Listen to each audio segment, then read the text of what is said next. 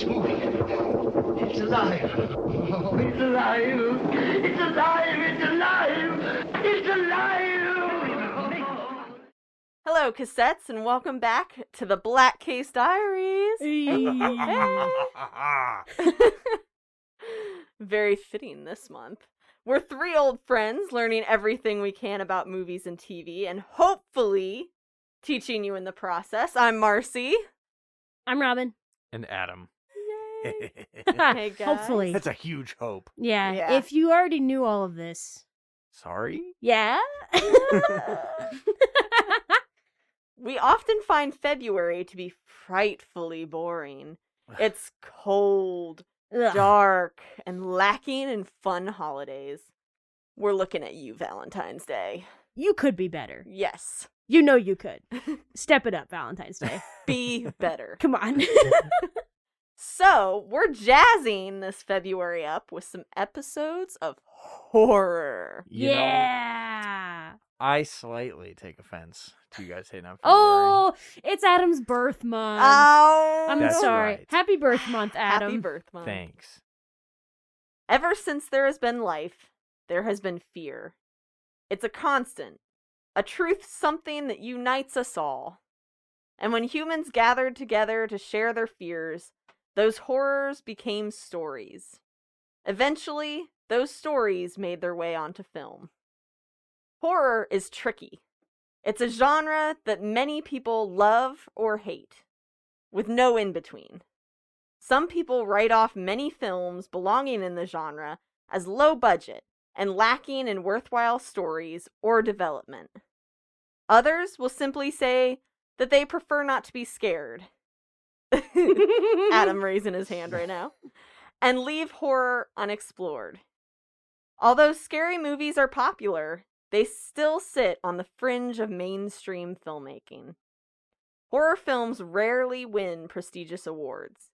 It's a genre built for the masses, born in counterculture and thriving in social deviance. So today, we're exploring the history of this fascinating film genre. Things might get a little hairy, or slimy, or just downright grotesque. Ugh. So, if you're faint of heart, gather close and remember, it's only a podcast. It's only a podcast. I feel like that was directed at me. Ah. Horror is everywhere, and it has existed as long as human beings have been telling stories. You will find it in ballads, folklore, and mythology. Some of our favorite stories today were once horror stories. But time and technology have dulled the fears of the past. Horror is ever evolving, and it's shaped by whatever the prevailing fear of the day is. Although it's impossible to pinpoint exactly how it started, it is easy to see who refined the genre and shaped it for the coming generations. Yeah. So there are so many stories that we love that are horror stories. Yeah. But we don't think of them as horror stories because they don't scare us. Yeah. Because they weren't meant to scare us. They were meant to scare the people long ago. Yes. So many fairy tales are horror stories. Mm-hmm. Horror is part of it's one of the fantastic genres. And there are so many, and I talk about this a lot when you're not around, Adam. But Jurassic Park is a horror movie. Oh, yeah. And Adam doesn't like horror, but he loves Jurassic Park. I do. Yeah, see, and I think it's because it doesn't really scare you. Yeah, and not that's- anymore. Yeah, and that's the used to. thing. Yeah, so it's, we learn to love these stories when they're Yeah. not so scary. Yeah. Mm-hmm. Familiarity definitely changes it. When you know Yes. what happens, it changes how you Exactly. feel Exactly. A lot of the anxiety is gone at that about point. it. Yeah. Mm-hmm. Yeah. Edgar Allan Poe is considered by many to be the father of horror. He used literary techniques that enhanced the anxiety of the reader, as we were just saying. Mm-hmm. Yeah. One of these was first-person narration, which added a layer of realism by drawing the reader into the character's account of the story. These situations are far scarier when we feel like it is happening to us. Oh, yeah. Oh, yeah. Oh, yeah. And it's something so simple that you don't even think about. Poe shaped horror literature with stories like The Telltale Heart, a first-person account of a man going mad with guilt. The common themes of guilt and madness give the story a lasting appeal, and it is adapted today by a SpongeBob episode, Yeah. which is pretty great. Because the themes of Poe's works were so universal, he has been adapted more than any other horror author. Yeah. I mean, yeah. because you could say that probably because people won't adapt necessarily the whole story, but they'll adapt concepts of the story. They'll mention the story. I mean, guys, I was watching an episode of Riverdale that, adapted the Cask of Amontillado, you know, and they mentioned Poe in the episode, but it doesn't matter. It's still adapting the story. Exactly. And one of the things that he employs in the Telltale Heart that makes it so harrowing is he keeps repeating lines. And, you know, so there's something so unsettling about not just an unreliable narrator, but also things not being written perfectly. You know what I mean? We're so used to perfect grammar and Right. and sentence structure and not repeating the same word and, you know, those kinds of things. And when it's told from a first person and someone's saying the same word a lot, repeating a phrase over and over again, it feels more real. It feels like you're talking to just a regular person. And it feels so much more personal. So it's so much more harrowing. And so I think the line is that the beating is getting louder. And it just keeps repeating throughout the story. Ugh, just thinking about it. But other authors around the same time also made an impact on the horror we know today. Horror writer Stephen King has cited 3 novels: Mary Shelley's Frankenstein, Robert Louis Stevenson's Dr. Jekyll and Mr. Hyde, and Bram Stoker's Dracula as the foundation of horror.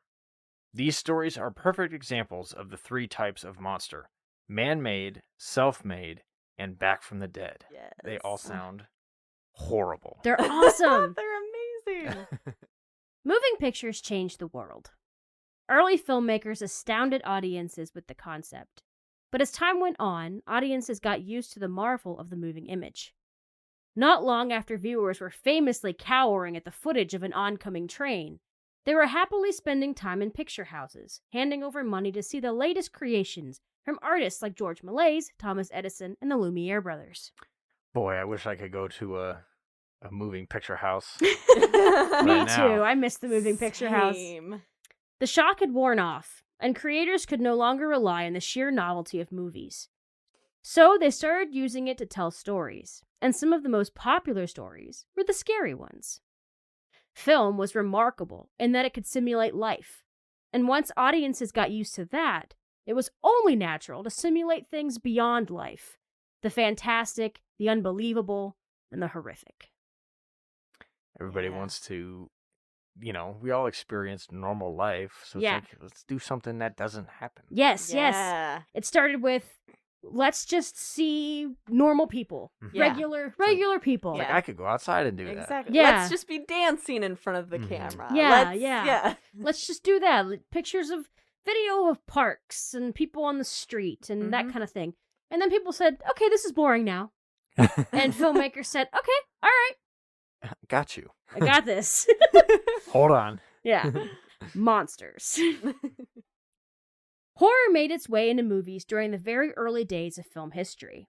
You see, for many people, just the idea of moving pictures was horrifying.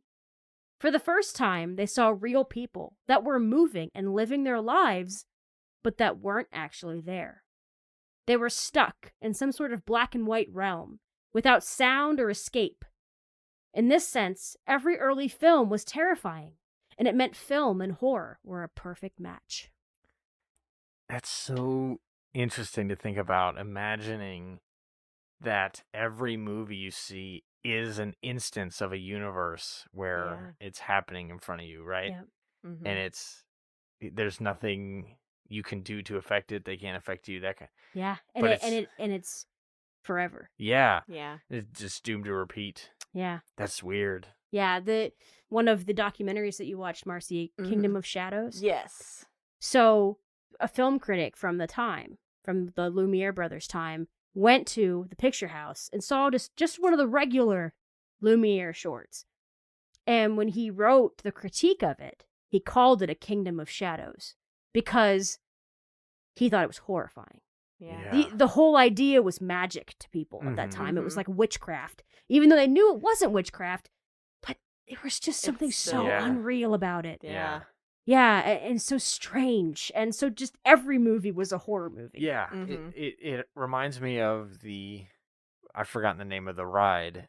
The Haunted Mansion? Is it just called the Haunted Mansion? I think it is. Anyway, that one, where you go through and you see all of the projected ghosts in like a ballroom dancing. Yeah. It's like you're seeing that instance in time, but just like this on a screen, but it's like it still feels ghostly. Yeah. Yeah. It's just so strange. Yeah, in a sense, you'd think every person in every film is a ghost. Yeah. Mm-hmm. Because they are a mark of something that a human being did. Ugh. Oh, man. So Oh, so my. this podcast is about ghosts. Yes, and it's about horror movies because every movie is a horror movie. That's right. Oh, my gosh. How did you trick Mind me? blown. Bamboozled. Yep. This is You how I- thought you hated horror, Oh. and we got Hoodwinked. you to... Yeah. The Lumiere brothers, two of the most influential film pioneers, made several short spook tales. They were not called horror movies yet. In the 1890s. Spook tales were often created with the same techniques that spirit photographers had been using for a couple of decades, and also drew influences from expressionist paintings. Remember the word expressionist because it has a strong tie to the horror genre. It'll be on the quiz. Yeah, exactly. That will be on the test. George Méliès, the stage magician turned filmmaker who was renowned for his pioneering visual effects, listen to that episode, please, is credited with the first narrative horror film. It was 3 minutes long and had a few titles, but we know it as The Haunted Castle. Yeah.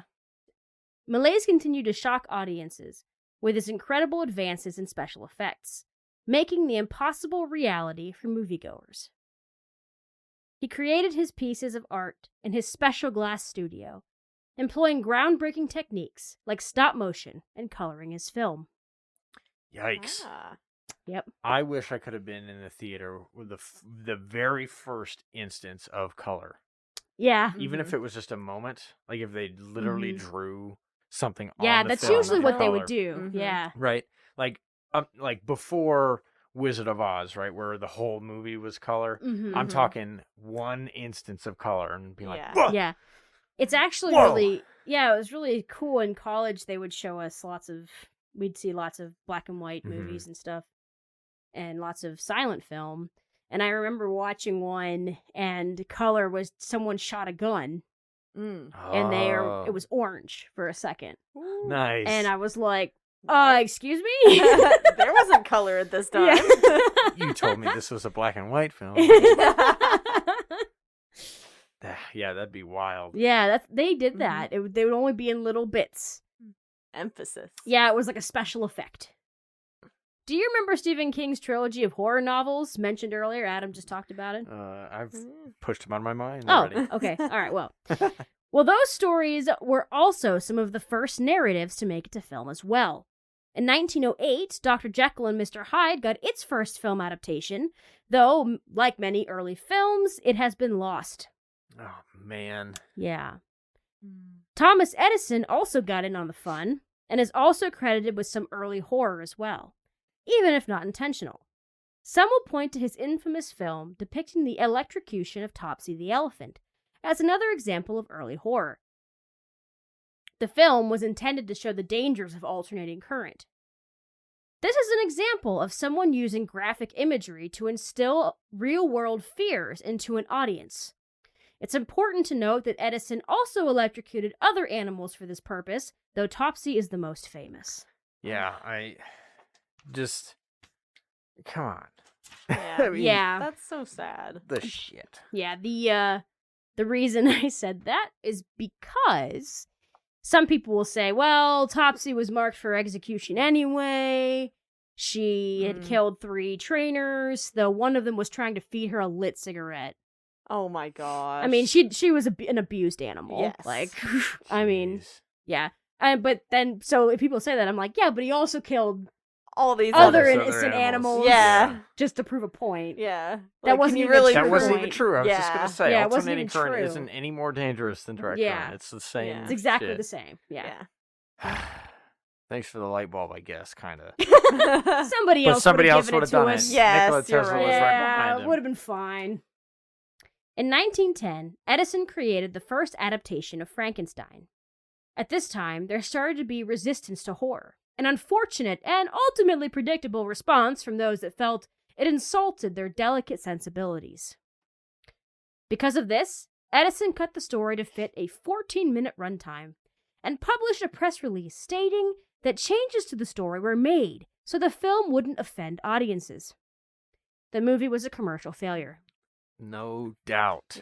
Yeah. Kind of thank goodness. I'm glad he didn't Yeah. get that Right. one. I Could you know. imagine if, like, instead of Disney being a top studio, it was called, like, Edison Films or something? Oh, yeah. Oh my It's, like, gosh. wild, Yuck. right? Yeah. Don't want to be in that timeline. Horror, as a genre, responds to the times. It's ever evolving, changing to meet the fears of its audience. The history of horror films is a history of the world. But more than that, it's a history of the human response to the events of the world. Much like early horror stories, the earliest films focused on the themes of religion and good versus evil. The word monster even has the Latin root monstrum, which translates to divine warning. Those movies harnessed the fear of eternal damnation, with monsters committing sins on screen and the heroes using religious talismans to defeat them. Oh, Yeah. those dirty rascals. Oh, yeah. Sinning on screen. Yes. Yeah. Ugh, Yeah. would never. Only off screen, right? Yeah. Only- Cut. Ooh, finally, I can go sin a little. Sin time. Everybody ready to sin? Oh my god, that is what somebody comes out on stage at, like, a ridiculous, like, I don't even know what kind of show that would be, but I can Yeah. imagine somebody coming out and be like, "Hey, everybody ready to sin tonight? It's like Hope one you of got those. your drinks." It's one of those Catholic school assemblies, right? Yeah. Yeah. Oh if my you're gosh. cool, you want to sin with me. Oh my god. And then somebody comes out dressed as Jesus, and it's like, or you could come with me, and then Yeah. Yeah. so it's this whole And be explain- forgiven for Yes. your sins. Yeah, And get bread and fish. bread Like, and wine on I occasion. hate fish. Yes, and wine for free because it was Yes. water. Yeah, wine on occasion, because too much is also a sin. Catholic school, everybody. Dr. Jekyll and Mr. Hyde shows the consequences of interfering with God's design, right? Yep. Yeah. Freaky. Another prominent fear of the time was science, especially since science seemed to interfere with religious ideals. A mad scientist creating a man from the mutilated corpses of other men? That doesn't seem to be in God's plan. I don't no. think so. Maybe I think I missed that part of the, Yeah, the Bible. yeah. It's the lost passage Yeah. of the Bible. Another Sorry, I was gonna say a reading from the book of Dr. Jekyll. By the mid-1910s, the world was engaged in a terrible war that wiped out an entire generation of young men. Suddenly, reality became more terrible than anything that a screen magician could make. The so-called war to end all wars was so instrumental in the development of horror films. The aftermath of the conflict is still affecting movies today. Yeah. In an article for Vice, Seth Ferranti interviews historian W. Scott Poole about the effect the war had on the genre. Ferranti writes, "A whole conceptual world died. Certain ideas about the nature of the human being and optimism about the human future became impossible in a world of poison gas, machine guns, and shells that could tear a human being in half." Yeah. Yeah. Suddenly horror wasn't so fun. Yeah. Oh. When asked why he believes that the war was responsible for modern horror, Poole explains, "What I have seen in the writings of veterans, including those who became some of the first horror auteurs, is a desire to compulsively relive the trauma over and over again. Horror is a language of trauma." Yeah. Yeah. I mean, yeah, that's well put. Yeah, Yeah. and I think it's cool how expressive horror is, you know? It's like, this is how I feel. I feel like this guy. The guy that's filled with bullets right now and Yeah. bleeding out on the ground. That's Yeah. how I feel. Yeah. Yeah. That's the whole year that we just lived through. Yeah. It's very Oh, yeah. Yeah. Do you know, oh my goodness, how many movies there are going to be? I know. That's what Yeah. I'm saying. Like, not that it was war, right? Right. But No. like, it's gonna definitely be It's trauma. an influence. Yeah. Yeah, it's trauma, and it will absolutely influence. It's Yeah. going to influence every Yes. genre. Yeah. But If I had a guess, I would say they might go more with the mind. yeah, I think so. They're too. going yeah. to definitely. It won't Oh. probably be as gory and things like that. It will be Psychological. psychological. Yeah, Exactly. a lot of psychological stuff. I think Oh, no. because, you know, you'll notice there won't be a lot of movies necessarily about disease Right. or Mhm. pandemics. Because, you see, the time to be afraid of those was before this. Yes. Yeah. And now that we've lived it, it's going to be something different. Mhm. Yes. The war introduced new kinds of fear: mutilation, dismemberment, and the ghosts of those that died in horribly tragic ways. Film monsters would have missing limbs, reflecting injuries that many sustained in the war. Mm-hmm. Yeah. I mean, totally understandable, but dude, that sucks, you know? Yep. Yeah, man. You know, you fought in a war, you lost your arm, and now monsters are depicted to look like you. Not because you're a monster, but Mm-mm. because people are afraid of also losing their arms as well. Yeah. You Yes. know? Yeah. Due to a ban on foreign films, the German film industry boomed during and directly after the war. The horror films that came from this period were heavily influenced by German expressionist arts. The sets were abstract, representing emotional themes and the mental state of the characters. Oh, yeah. I bet they were pretty bizarre. Yeah. Pretty scary. Very, very. This concept has lasted throughout horror. Have you ever noticed the scenery change in a horror movie based on the mood of a character? Sometimes it even happens when we're afraid in real life, when our senses are heightened. Yes. All the time. Yeah, and so sometimes you'll notice it happens a lot in animated scary things. Yeah. Where the scenery tends to change, and a lot of the time it happens with horror movies, if maybe not even the scenery, but the angles that they use change, the lighting changes, so things change to reflect the mood of the person, Mm-hmm. because then you feel like you are that person. Yes. No. Yes, it's like I think the example I keep thinking of is Ichabod and Mr. Toad in the Disney film. Perfect example. When he's yeah. riding suddenly things are changing. The trees look like Yeah. hands, and like he said, Yes. there's the cloud, the hand over the moon, and Mhm. all of that stuff is looking much creepier because Yeah. he's afraid. The German expressionist films of the 1920s featured prominent fears of the time. Mental illness and losing control over your mind or body were more fears caused by the war, and the PTSD that soldiers now dealt with. Yeah. The Cabinet of Dr. Caligari dealt heavily with mental illness, as it deals with a protagonist wrongfully imprisoned in a mental hospital, facing an evil doctor.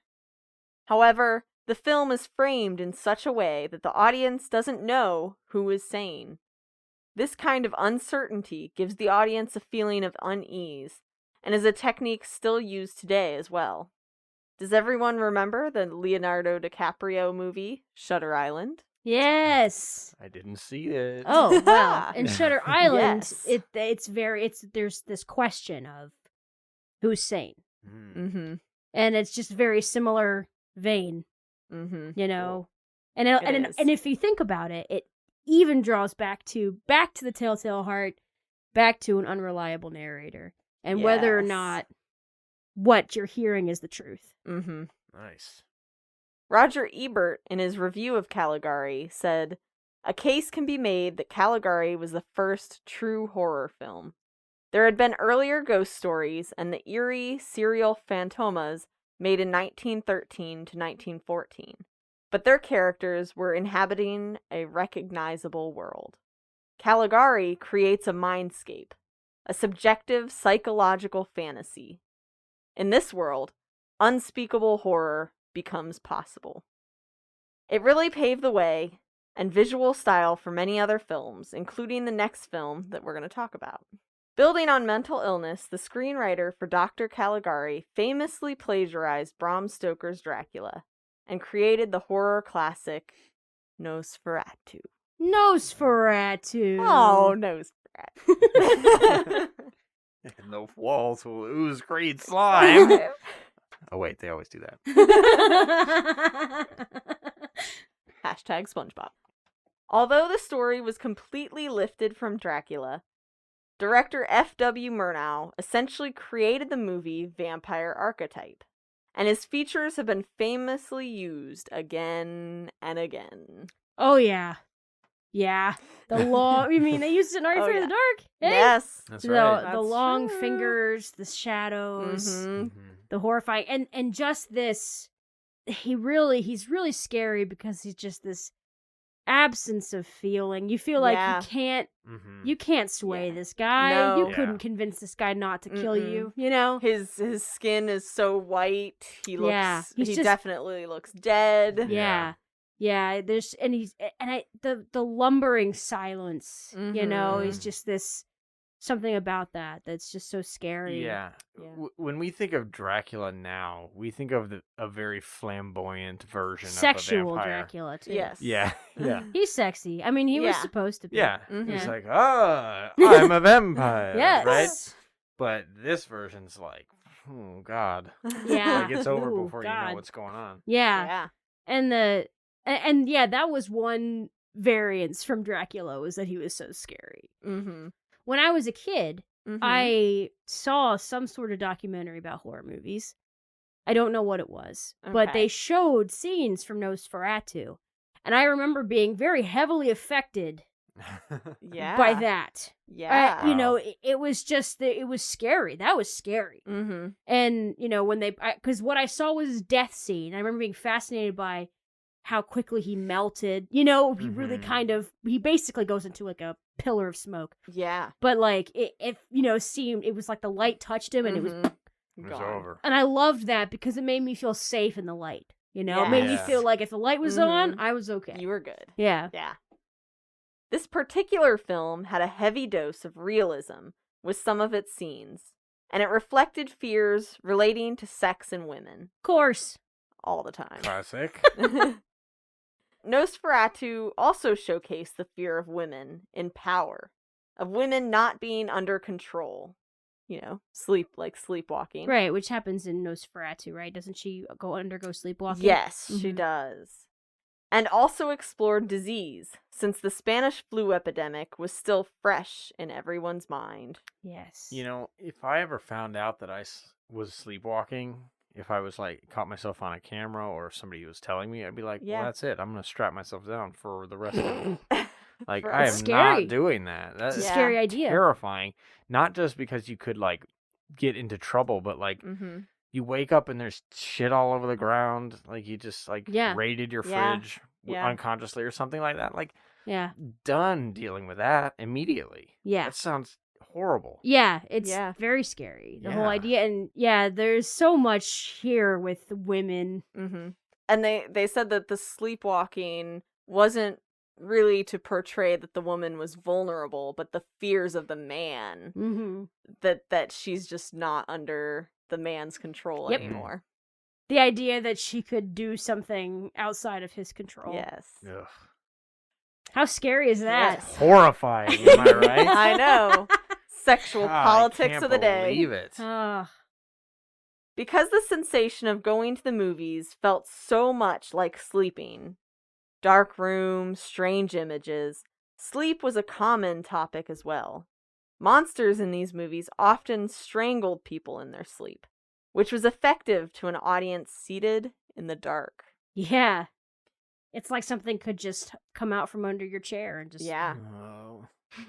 Ooh, man. Many of these films also reflected, again, on sexual politics, like the issues of promiscuity, especially from women. The German film Warning Shadows is about a woman being stalked by shadows, warning her of the consequences of flirting with party guests. Oh. Well, how dare she? Wow. How dare she have her own life? Can't happen. No, No, of course not. No.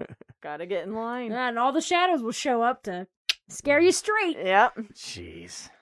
As German filmmakers immigrated to the U.S., Expressionism followed, influencing horror films for decades to come. Oh, yeah. Still today. Oh, Yep. yeah. Yeah.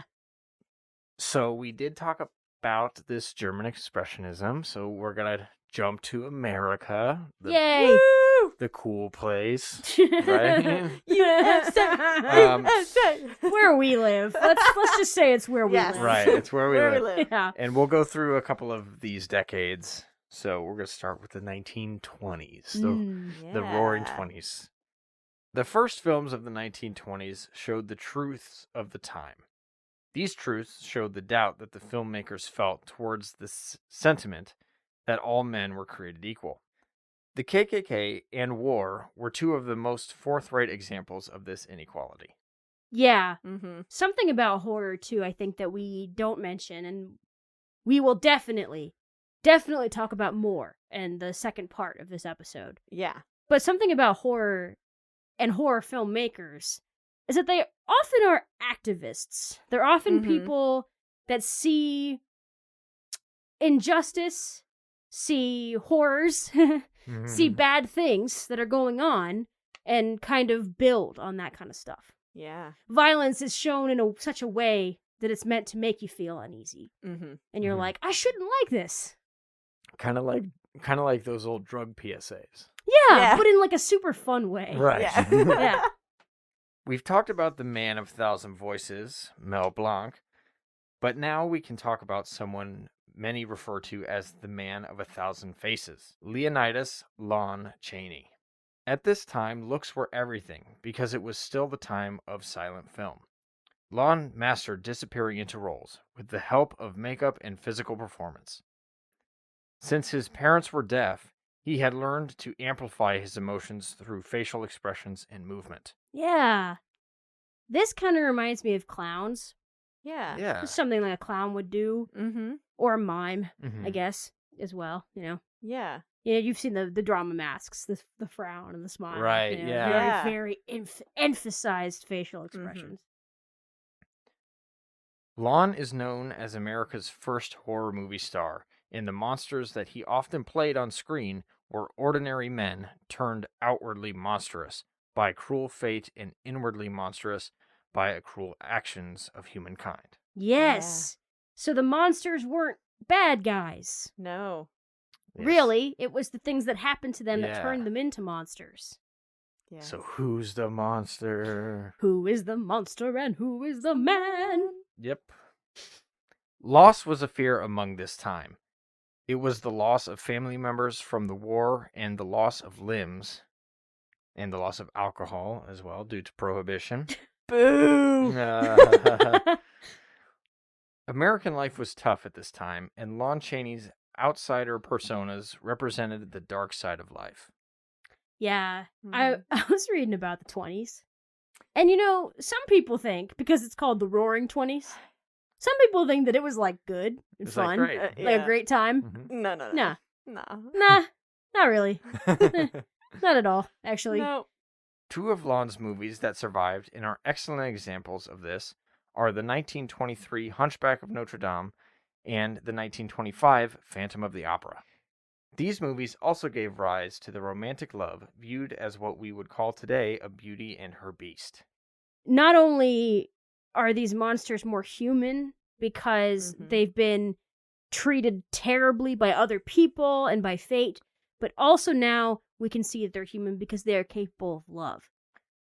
Towards the middle and late 1920s, silent films would begin to become a thing of the past, and talkies the new form of cinema. Heyo. Yeah. Yay. What a weird name for those. Talkies. It's just, Talkies. it's weird to think about them as that. After facing the horrors of war just before the 1930s, America would be hit hard again, but this time by the stock market crash of 1929. It was then that Franklin D. Roosevelt famously said, "The only thing we have to fear is fear itself." Mm. I don't know about that. Yeah. But also, on the topic of talkies, Mhm. I was thinking about that today. It's funny how we call them movies. Right. It's the same thing. Yeah, they've Oh always my been gosh. movies. Because they're at just least. moving They've always pictures. been- Mhm. Yeah. We call them movies, talking pictures. Talkies. Talkies. Well, then shoot, I guess we got it wrong. They Yeah. should technically be called talkies, right? Yeah. Mhm. I mean, or a combination. Talkie movies. Talkie movie. Films. Just call them films. Films. We could just call them pictures because some people still call them That's that. true. Ah. I was in that picture. Yeah. Oh, I've seen that picture. So let's move along to the 1930s. Yeah. In the 1930s, horror got a new voice when Todd Browning's Dracula took America by storm. This was the first of the Universal movie monsters. It is a perfect example of the types of films that audiences were yearning for. It was quickly followed by Frankenstein, an incredibly successful adaptation of Mary Shelley's work, starring a fairly unknown Boris Karloff. American horror in the 1930s took place in far-off lands and featured supernatural elements. While the horror of the 1920s expressed how people were feeling, the horror of the 1930s served as escapism for Depression-era audiences. Yeah. So now it's more like a balm instead of just, this is how everybody is right now. That's how we're Yeah. doing. Yeah. You know, because people don't want to see movies about how they're doing. Yeah. No. Because they know Everybody how knows. they're They doing. already It's know. not great. Yeah, yeah. Yeah, and with this Dracula, this is the Dracula that is more, like we said, this focuses a little bit on sex as well, Yeah. Mhm. but it's the early 30s, so sex kind of in a fun way, Yeah. you know, and Yeah. Dracula, this was kind of like it was like a love story, Mm-hmm. but spooky, I Yeah. guess, because, you know, they Yeah. kind of build it as both. Mm-hmm. And they did dress him to make him look a little more appealing. Maybe I'm misremembering, but I feel like there's an image for this movie where, you know, the classic thing for like old movie posters where it's the guy kind of bending the woman back. Yes. He's got like his suit Ah, on or whatever. Yeah. Is that, and I feel like I've seen one where it's Dracula Mm-hmm. in the Probably. in the Yeah, case. I It's believe like so. With the like depicted cape that same and way. the- Yeah. Yeah. It's depicted Yeah. that same very romantic Hollywood way, but Yeah, it's yeah. but it's Dracula. Yeah, it actually came out on Valentine's Day. Oh, Yeah. So there's that. look at that. Get him some chocolates. Yeah. So that makes a lot of sense.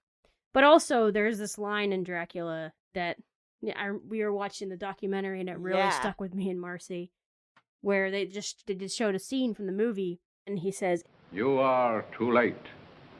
My blood now flows through your veins. and it's just the fear of impurity, Yeah. Yeah. of a woman no longer being pure. Oh. Yep. And you know what I mean? And that is something that's so, though you can see kind of remnants of it in later movies where, Mhm. you know, a girl has sex and often is killed afterward. Yeah. The first 4 years of the 1930s is considered to be the golden age of horror, as films produced villains that viewers identified with and created stories that sparked imaginations. A combination of the escapism and the novelty of the talking picture skyrocketed horror into the mainstream. Whoa. Yeah. Audiences' mental health had been ravaged by the Depression, so this type of horror seemed safer, lacking the grotesque and uneasy sensibilities of the 1920s silent horror. The ability to hear a monster changed everything about how audiences would perceive them, and the advent of sound forced filmmakers to reinvent horror. That's Yeah. so, you know, it's interesting to think about as somebody who doesn't watch horror stuff. Yeah. not very often at least, Mm-hmm. I can totally understand how like not knowing what something sounds like or what it looks like even Yeah. Mhm. would be way scarier Yeah. than Oh yeah. Yeah. than hearing it, because your imagination can come up with the absolute worst things. Yes. Yeah. Right? So when it's given to you, it's like, all right, I know it. I Yeah. know what it is, and Mhm. I Yeah. can now react to it. But if you don't know, then it's Yeah. even scarier. I love that less is more in pretty much Mhm. everything, but in horror, like more so. Yeah, yeah. The idea I think about a lot. One great example that I always think of, it's not a horror movie, but one example that I always think of is The Force Awakens.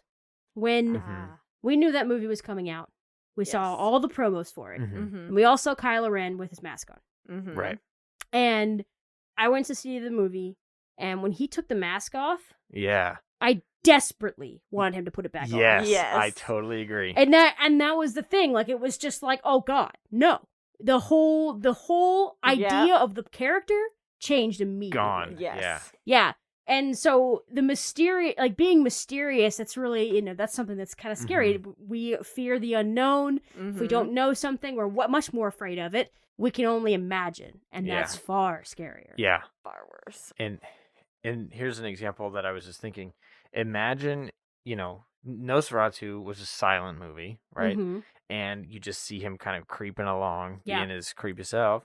Imagine hearing something if he was like, Yeah. or he was like, or something, Yeah. way less scary, right? Mhm. Right. The silence is horrifying. Yeah. Mhm. Yeah. The silence is definitely makes it a lot scarier.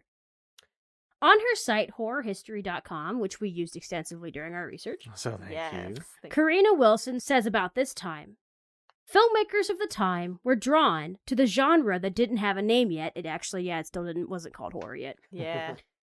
Because of the opportunities these dark tales offered to break taboos, exploring the lurid and sensational, as well as probing deep into sexual and criminal elements of the human psyche. The characters in these movies lived in out-of-the-way and out-of-time places, outside the usual boundaries set by moral conventions or even the laws of physics. On screen, they had the freedom to run amok, flirt, even with the same sex, and consume all manner of illicit potions, use violence to get their way, kill, and, most blasphemy, create new life. It was inevitable someone would come along to spoil the fun. And this would be why horror is thought of often as a counterculture thing, as a cult thing, Mhm. because it's the people that are outsiders that felt like they were being represented on screen, even as monsters. Yes. Yep. Just being represented and identifying with the situations that these monsters are in, or just regular characters are in, but just the themes, the ideas, oh my gosh. Mhm. I felt that before. Yeah. Yeah. Just the validation of seeing it. And that's one of the reasons why the people that love it Mhm. Yeah. so much. In 1934, all film changed forever with the introduction of the Hays Code. Can I get a boo? Boo! Boo! I hate the Hays Code. Boo, boo, boo. The code, unsurprisingly, focused some rules at the horror genre, specifically stating that all movie monsters must die by the end of the film. Oh. This explains why every Disney villain got. No Yeah. way. Yep. Is that Hell yeah. really a rule? Dude. What the fuck is that about? I can't Uh-huh. believe that was a rule they had to Yeah, follow. the villain has Get to out die. of town. Yeah. The moral leaders of America that we talked about in our MPAA episode, please listen, were outraged by this type of entertainment and argued against characters committing heinous acts in an entertaining way. Yeah. People who make movies like this are trying to show people how scary this stuff is and that you Yeah. shouldn't do it. Mhm. Exactly. And, they come in saying, oh no, don't show people that for entertainment because then they'll want to do it. So they're missing the complete point of Yeah. Seriously. Yeah. what they're doing. there's this debate hits video games a lot right yes. now, especially with all the popularity of shooting games and stuff like that. Yeah. Mm-hmm. There's one game that I think nails this idea called Spec Ops: The Line.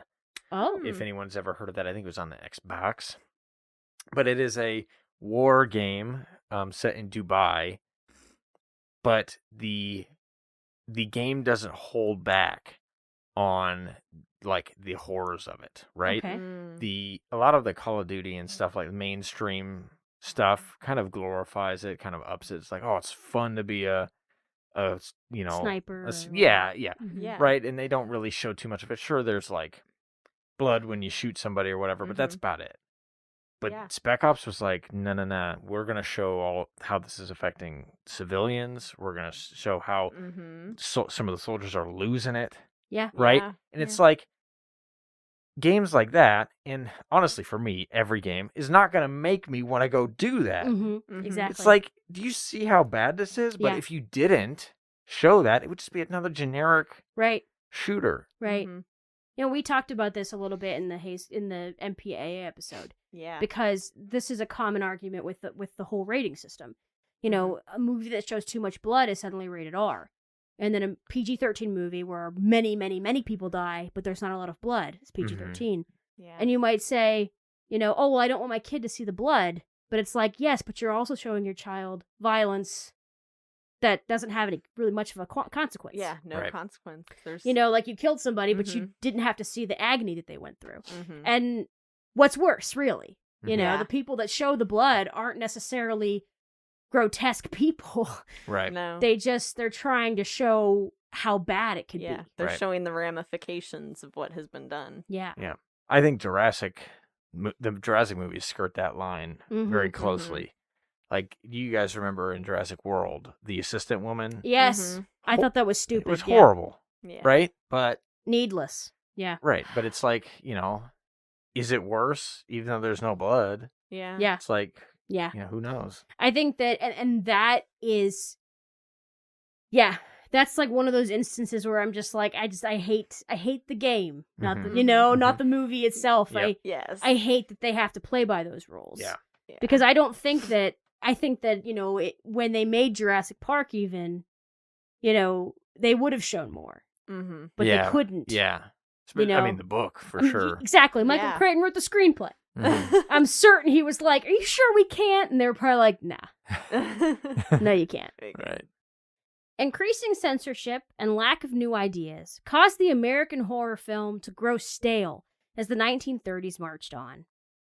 Increased anxiety about turmoil in Europe harkened back to the ghosts of World War I, and the fears of real life began to creep onto the screen. At this time, film's most horrible monsters were human. Yikes. Yeah. Big yikes. Because you think about Frankenstein, I mean, who were the villains in Frankenstein? Yeah. Right. The idea, for them was, well, Frankenstein himself is the villain because he shouldn't have played God like that. Mm-hmm. Mm-hmm. Mm-hmm. And so, he could be a villain, and the townspeople could be villains, but the monster had no say in anything. Completely innocent of this. Yeah. Yeah. And not even vicious by nature. Yeah. Mm-mm. By the end of the 1930s, horror had declined drastically, a long fall from the golden age of Dracula and Frankenstein.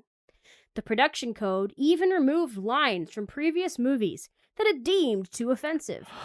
I hate What? this stuff, man. Yeah, they removed a line from the original Frankenstein. Oh my. The early 1940s was a rough time for horror. This shows how detrimental censorship can be to art. When horror wasn't allowed to reflect the times, the art suffered. The 1940s horror started with the mad scientists, villains that seemed just vanilla enough to be not to be too upsetting. Mm. In these types of films, the villain was science, not the scientist. They often seemed like victims of pride, a lesson audiences grew tired of learning. Yeah. We get it. Yeah. These films also introduced more romantic plots in horror movies, which was very different from the loveless depictions of sex and promiscuity in the 1920s. Mm-hmm. Screenwriter Kurt Somak had a Jewish background and fled Germany. He penned the screenplay for The Wolfman, creating a story about someone who feels unwanted and outcast. The story was heavily influenced by his feelings of the war. This, if you guys are... This is a fun little movie tidbit. If you guys are fans of The Sandlot, movie The Sandlot, Oh, yeah. this is the movie they're watching. When the beast breaks through the movie screen when they're watching a movie. Mm-hmm. Yes, they're watching the scene from The Wolfman. Wow. Nice Yes. callback. Yeah. By 1941, the fear of the looming war was completely realized for Americans, and the memory of the not-so-distant Great War sat at the forefront of viewers' minds. That had to suck, Yeah. knowing war was happening again. Yeah. For this reason, the monsters of the past were given a little bit of a makeover to seem more campy and less horrific. Yeah. You know, there's a lot of movies that are campy in the 40s. While most of the time when war happens, horror would try to keep up in shock value. But this time was different. Some filmmakers realized the immense real fear and horror at the images and video of the Holocaust. Not only could they not compete with that, but they knew their audience had changed. In order to accommodate this, they jived the genre up by releasing more light-hearted horror, where old monsters were made to be just a little bit sillier. An example of this would be The Invisible Man became The Invisible Agent in 1942. The most upsetting imagery to come from the 1940s was from the aftermath of the Holocaust. There was absolutely nothing that movies could show audiences that would be nearly as terrifying. Hitler's rise and his atrocities rocked the world. No one could come up with something as bad, and no one would want to. No. Right. You know, that's just something that... Like, how do you do it? Like, Yeah. I'm gonna kill twice as many in my movie. It's like, Yeah. this is really happening. The fear Nobody existed. wants to see that. And Yeah. people were watching it on the news. Mhm. Yeah. You know, because at the time, people were getting news from the movie theater anyway. Mm-hmm. You went to the movie theater and you saw the Yeah. newsreel before the movie started. Yeah. The newsreel was probably far scarier than anything they could ever go see. Yeah. Since World War II was costly, many studios had to approach film with a minimalistic style. This would not only save them money, but also be an artful approach to how films would be made. In the darkest imagery, Americans could imagine their own worst fears come to life. Yeah. I love this because a lot of people, one thing that you often hear is that horror is low budget Mm-hmm. for several reasons. You Yeah. know, one being that a lot of it's fan-made because Mhm. fans love it and fans don't have a lot of money. Yeah. Another reason, though, is because you don't need a big budget. No. For something to be scary, Mm-hmm. you don't need a big... Yeah. Really? Less know, light. the Shadows. better. Shadow. Yeah, shadows. A light bulb. Yeah. A closed door. A creaky floor. You Yeah. don't really need a lot of things. Yeah, you just have to toy with people's minds just enough for Yeah. them to come up with the scariness themselves. Yeah. Due to the change in audience for horror, especially with some being toned down, horror began to be thought of as something for children. It began to trickle into animation. Madness. Yeah. Absolute madness thinking horrors for children. Walt Disney would even dabble in its use with smaller scares. An example of this would be in Pinocchio, when the children are being turned into donkeys. This scene is actually quite harrowing for some children, but for those that enjoyed the scene, it was clear that they would be prone to enjoying more horror. Yeah. Oh my gosh. Yeah. I remember just how unsettled you feel. Yeah. I do too. And confused. Yeah. I was so confused as a kid as to why it was a donkey that he was turning into. Mhm. But I was upset about it. You know, Yeah. it was hard to watch. Mhm. Yeah. And there was definitely a lot of Mhm. horror Yeah. in Disney. And especially when he did like his silly symphonies. Mm-hmm. You know, a lot of those were about fairy tales. And he employed such simple tactics that the horror movies all used, like shadows. when in this Pinocchio scene, when they're turning into the donkey, you see him grow the ears, but then it focuses on his shadow instead. And you see the rest of his transformation through the shadow. So you kind of imagine what's exactly going on because you only see the shadow, and it makes it that much more terrifying. It was probably horrifying to look at. So they're just like, let's show the shadow, and people can the imagine shadow how is terrible what we it is. need. It's like that at the end of The Lion King when the hyenas descend on Scar. Yes. Oh yeah, that's and right. again, it might have made it easier for animation too. Oh, of course it did. But it also gave Yeah. it that oomph. Exactly. Less is more, you know?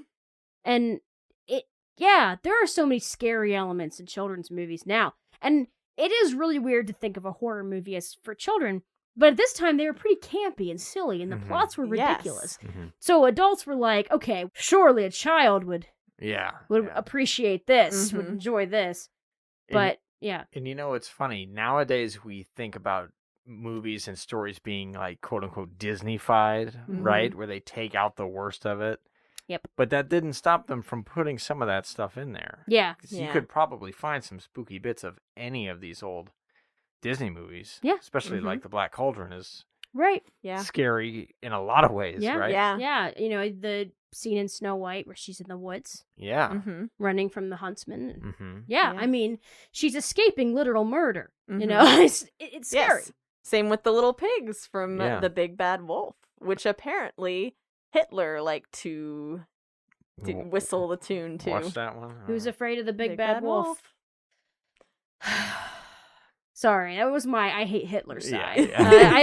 Obviously. I don't know if you read it, but that's what I was pretty saying. Clear. Yeah. I think it's cool that how they kind of speckle in scary elements into children's things, and it's cool when it's fantastic, because horror realism is that's something that's a little tougher for a kid to swallow. Yes. Yeah. The history of horror is as long as the history of film. Today we talked about how it went from the outskirts of popularity to the mainstream, and then how it suffered from censorship and lack of ideas. But as years went on, past the 1940s and beyond, horror continued to evolve.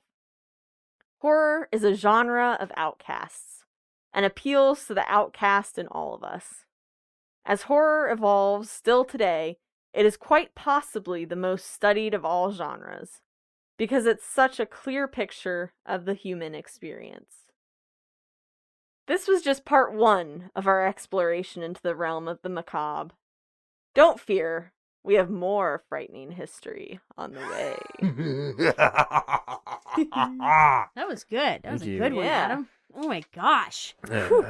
One thing I've noticed about horror, watching all these movies now, that I was too afraid to watch as a child. Yeah. Or as an adult. Yeah. But now I'm watching because I host a podcast about movies. Yes. But, see, all these movies that I watch now, every time I imagined the movie to be far worse than it actually was. Yes.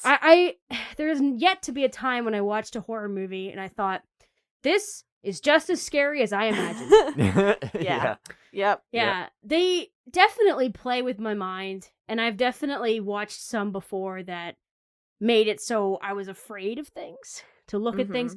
And sometimes it's interesting to me because something that could seem so mundane can feel really, really scary. I can be scared of something that isn't supposed to be scary necessarily. That kind of thing.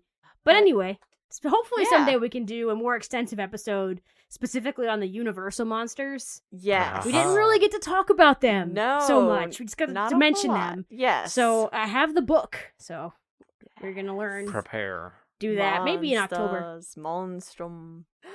This has been another case closed. There we go. Yes. Yeah. All right. Nothing so weird this happened. is just nothing weird. Nothing that I cut out. Nothing. Nothing monstrous. This has been the first installment of our frightening February, so be sure to tune in for more. Yes. Yes. Stay spooky. Yes, and you can find us, of course, on blackcasediaries.com. But we're on every platform, anything you want to listen to us on.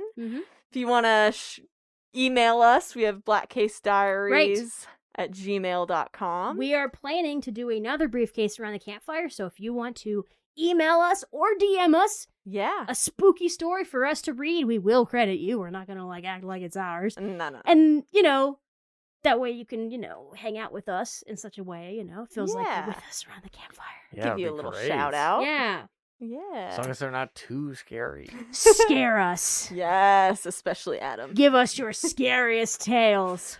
Uh, And also, we have another show, No Small Parts. Yes. Please subscribe to it on Anchor or Spotify, iTunes, wherever you listen to podcasts. BCD Presents No Small Parts is what it's called. yes. Yes. And just so you know, the first 3 episodes of that show will be on this feed that you're Yes. listening to right now Yes. as a treat. But after that, you must go subscribe to the other feed if you want to keep listening to No Small Parts. And Yes. you're gonna Yes. want to do that. And the episodes are much shorter than these, Yes. Yeah. if that's an issue for you. And it's audio drama. So, So it's like super fun to listen to. yeah, it's lots of fun. Yes. There's music, there's sound effects. It's There's- atmospheric. Yeah, Yes. there's drama. And it's all about characters from your favorite movies. But characters you might not have remembered. Yeah. That's right. Yeah, So go check it out. please. And we'll Okay. talk at you later. All right. Bye. Bye. See ya.